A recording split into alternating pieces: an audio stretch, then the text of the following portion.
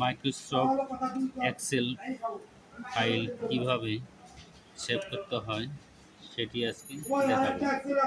তো শুরু করছি। Click on file, file file থেকে সেভ, সেভ অপশনে ক্লিক করার পর দেন ড্রাইভ সিলেক্ট করতে হবে। Click on this PC, this পিসি থেকে এখান থেকে যে কোনো ড্রাইভ সিলেক্ট করতে হবে, যেমন ডি।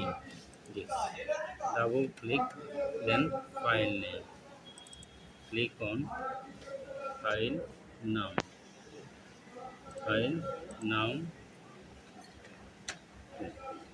Then click on